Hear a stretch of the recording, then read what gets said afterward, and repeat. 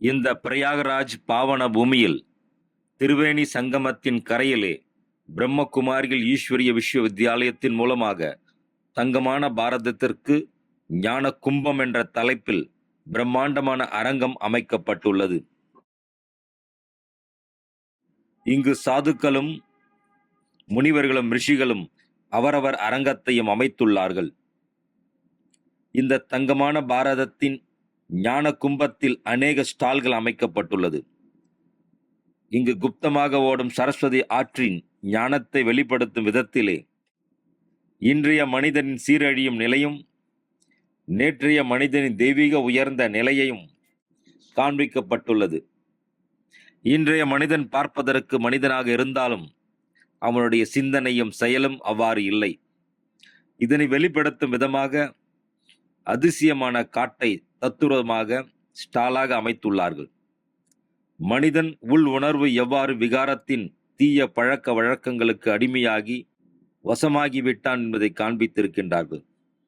அடுத்து சுயம் பரமாத்மா தந்தை இந்த உலகில் மீண்டும் வந்து மனிதனை உயர்ந்த தெய்வீக பண்புடைய மனிதனாக எவ்வாறு மாற்றுகின்றார் என்பதையும் இங்கே காண்பித்திருக்கின்றார்கள்.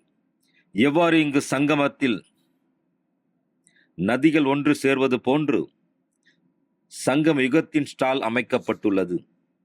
இதில் ஆத்மா பரமாத்மாவின் சந்திப்பின் விளக்கத்தையும் அழகாக தத்துவமாக எடுத்துரைக்கின்றார்கள்.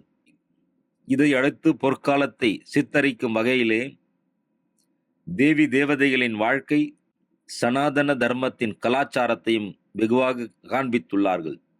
நாம் எப்படி தேவதைகளாக வாழ்ந்தோம், மீண்டும் எப்படி தேவதைகளாக போகிறோம் என்ற விழிப்புணர்வும் இங்கே கொடுக்கப்படுகின்றது. மனிதனுடைய எண்ணம், சொல், செயல் தெய்வீகமாக இருக்கும் என்பதையும் காண்பித்துள்ளார்கள்.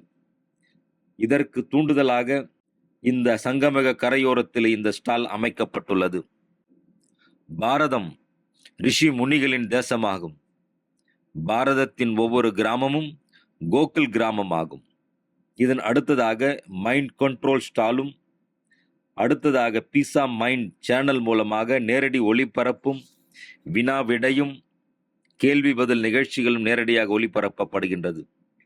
அடுத்ததாக ராஜயோக பிரதர்சனியில் ஆத்ம தரிசனம், பரமாத்ம தரிசனம், கர்மத்தின் தரிசனம், கால சக்கரத்தின் தரிசனம் என்று சித்திரங்கள் வாயிலாக அழகாக காண்பிக்கின்றார்கள்.